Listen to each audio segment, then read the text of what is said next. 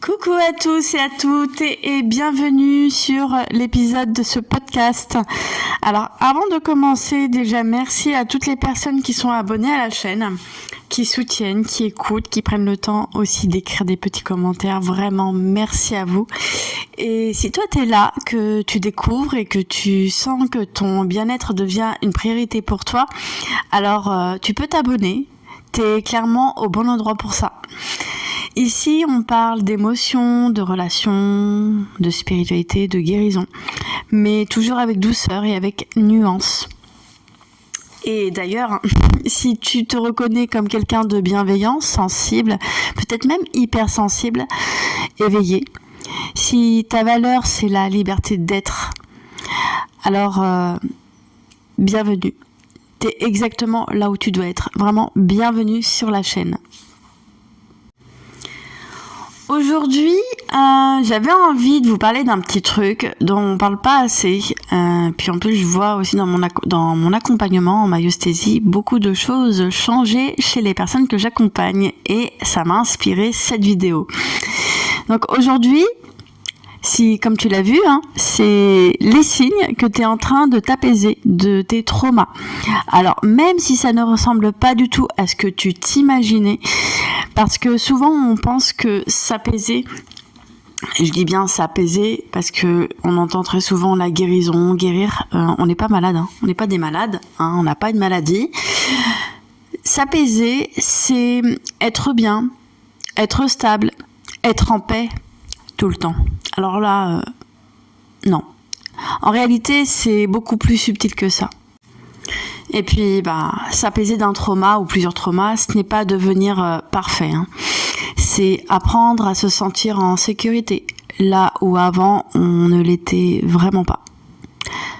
Alors, je vais commencer avec le premier signe qui montre que tu t'apaises de tes traumas d'enfance. C'est que tu ressens plus en fait. Tu ressens beaucoup plus. Pas moins, mais beaucoup plus. Et oui, ça peut paraître bizarre, mais un des premiers signes que tu t'apaises, c'est que tu ressens plus de choses. Plus d'émotions, plus de sensibilité. Là où avant, tu étais peut-être un peu coupé. Je vais donner un petit exemple. Parce que j'ai pas envie de vous donner des signes sans vous parler un peu de moi. C'est quand même important de parler de mon expérience. Comme ça pourra aussi vous donner des idées, un ordre d'idée de ce que vous vivez. Moi, je sais que par le passé, avant, j'étais vraiment une casse-cou. Je jouais avec la mort. Mais j'adorais frôler la mort. J'avais besoin de me sentir vivante en frôlant la mort. Et j'adorais tout ce qui était sensation forte. Je peux vous le dire, j'adore la vitesse. Maintenant, j'ai plus de voiture. Ma voiture m'a lâché. C'est peut-être un signe, c'est pour me montrer que voilà, on va me retirer ça parce que j'ai été trop insouciante. J'aimais trop la vitesse. Ensuite, il y a eu aussi les parcs d'attractions. J'adore ça, j'adorais ça. J'adorais tout ce qui était montagne russe, aller me mettre des sensations fortes. Et maintenant, je me rends compte que c'est quelque chose qui c'est un peu rédhibitoire pour moi. Pourquoi ? Parce que ça va aller toucher le cœur. Et mon cœur, je veux plus qu'on y touche. Je fais attention à mon cœur. Je vois que je deviens de plus en plus sensible. Et donc, tout ce qui est parc d'attractions, je veux bien. Mais je vais être vraiment hyper exigeante sur le choix des manèges que je vais faire. Et je ne monterai plus dans tout ce qui est montagne russe là, ça je peux plus, je ne peux plus. Après je parle de ça, avant j'adorais aussi les films d'horreur, les films d'épouvante, mais j'étais une fada de ça, j'adorais. Sauf que maintenant, les films d'horreur j'y arrive plus. Après quand je vous dis films d'horreur, ça dépend, même là encore une fois, je vais être hyper exigeante sur les choix de films d'horreur. Je vais voir ce qui est plus ou moins regardable pour moi. Alors, pourquoi tout ça ? Parce que ton système nerveux, il commence à se relâcher. Et quand il se relâche, tu te reconnectes réellement à toi. Ensuite, le deuxième signe, tu es beaucoup plus fatigué, mais c'est une bonne fatigue. Alors, je m'explique. Ça, c'est hyper important parce que beaucoup de gens paniquent à ce moment-là. Il y en a beaucoup qui disent putain, je suis en train de retomber, je suis en train de déprimer. Tu peux te sentir très fatigué, hein. Genre vraiment, mais vraiment, vraiment. En fait, tu vas avoir besoin de dormir plus, faire plus de siestes. Tu auras vraiment cette sensation de revenir à l'état de bébé. Un bébé dort beaucoup. Et ben, tu auras vraiment cette sensation d'être comme un bébé qui a besoin de dormir, faire des siestes, ralentir. Et souvent, la première pensée, c'est « Ok, je suis fatiguée là, je suis en train de faire une dépression. » Mais pas du tout en fait. Pas du tout. Faut pas oublier que les dépressions, il y a une fatigue, mais c'est une fatigue limite chronique. Alors que là, bah non. Là, c'est pas forcément une fatigue chronique. En fait, c'est une fatigue de ton corps qui est en train de relâcher des tensions qu'il portait depuis très longtemps. En fait, c'est comme si ton système nerveux disait ok, là maintenant, je peux me poser, enfin. Et du coup, tu as besoin de repos, mais un repos qui recharge, pas un épuisement qui t'éteint. Ensuite, le troisième signe, c'est que tu réagis différemment à des situations qui te déclenchaient avant, en fait. Un truc qui te faisait exploser avant te touche encore, mais différemment. En fait, tu prends un peu de recul, tu respires, tu mets du temps, mais tu ne pars plus dans le même schéma.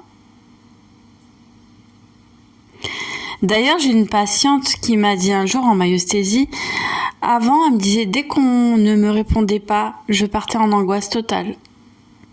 Maintenant, ça me touche encore, mais je n'ai plus cette montée de panique. Et ça, en fait, c'est énorme. Là, je parle de ma patiente, mais je vais parler un peu de moi, quand même. En fait, la dernière fois, j'ai eu un problème avec ma carte bancaire. J'ai fait une demande pour avoir une nouvelle carte. Il y a eu... ça a mis du temps, en fait. Moi, on m'a dit que ça allait mettre 5-6 jours. Et en fait, j'ai attendu pendant plus de 10 jours, cette carte. Il y a quelques années en arrière, j'aurais eu ça. Je pense que je serais devenue violente verbalement. J'aurais peut-être insulté les personnes au téléphone parce que ma carte ne fait pas vite arriver. Je pense qu'il y aurait eu un truc comme ça. Alors que maintenant, je me rends compte que, ok, d'accord, c'est comme ça. Et voilà. Je prends les choses telles qu'elles sont sans partir dans l'émotionnel, en fait. Et ça, c'est un signe qui montre que vous êtes en train de vous apaiser. Vous vous apaisez de vos traumas. Ça montre encore une fois, comme je disais là sur l'autre point, que le système nerveux s'apaise. Et ça, c'est énorme. Alors, quatrième signe, tu commences à poser des limites, même maladroitement, mais tu les poses. Même s'il peut y avoir encore un peu de culpabilité, tu les poses. Maladroitement ou avec un peu de culpabilité en toi. C'est normal, hein. Avant, tu disais oui alors que tu pensais non. Mais maintenant, tu dis parfois non. Même si c'est pas parfait, même si tu le dis indirectement, même si c'est hésitant, c'est quand même dit. Et ça, c'est comme dire que, en fait, poser une limite, c'est dire à ton cerveau, là, je suis en sécurité. Le cinquième signe, c'est que tu te remets en question, mais sans te détruire. Avant, peut-être que tu te remettais pas du tout en question, ou peut-être voire même dans l'extrême, un peu trop en question. Tu te remettais beaucoup trop en question. Ou, comme je disais à l'inverse, pas du tout. Et tu pouvais aussi peut-être te détruire derrière. Avoir un discours intérieur un peu, pas très lumineux. Alors que maintenant, tu peux te surprendre à dire ok, là j'ai réagi comme ça, j'ai merdé, pourquoi ? Mais sans te juger aussi violemment qu'avant. Et ça, en fait, ça montre de la sécurité en toi, une sécurité intérieure qui se construit petit à petit.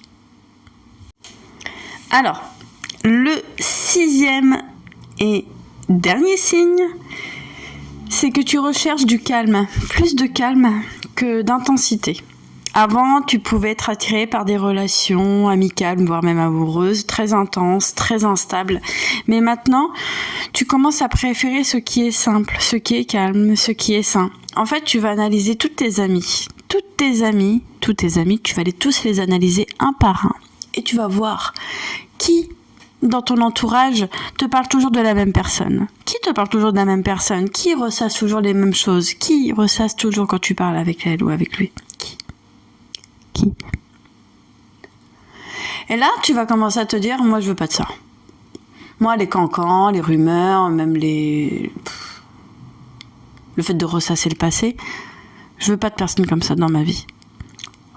Donc, ce que tu vas faire, c'est que tu vas mettre de plus en plus de distance aux personnes qui te parlent toujours de la même personne ou qui ressassent des choses du passé. Et tu vas aller vers des personnes qui sont là, dans le présent, qui se construisent. Des gens qui se construisent petit à petit, dans le présent, dans leurs projets.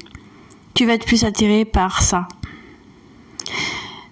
Et donc ça veut dire, au fond, que tu vas être attiré par des personnes qui sont beaucoup plus dans la projection, dans le futur, que à ressasser le passé. Et c'est pour ça que je dis, là, tu vas être beaucoup plus attiré par le calme que l'intensité. Il y a aussi un peu d'intensité avec les personnes qui avancent dans leur vie, mais c'est pas la même intensité. C'est pas une intensité qui te draine, au contraire, c'est une intensité qui te met un coup de boost. Donc voilà. Donc non. Guérir, ce n'est pas devenir quelqu'un d'autre, c'est revenir à un endroit où ton corps et ton cœur arrêtent d'être en alerte en permanence.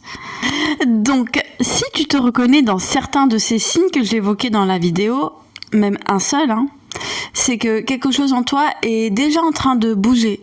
Et ça, j'ai envie de dire, c'est un peu la rançon de la gloire. Donc voilà, bravo à toi. Et n'hésite pas à me dire en commentaire combien tu as sur les 6 signes. Est-ce que tu en as eu 2, 4, 5 ou les 6 ? Dis-moi tout ça et je te dirai en commentaire sur lesquels moi je me trouve. Voilà, je vous fais plein de bisous et je vous dis à la prochaine.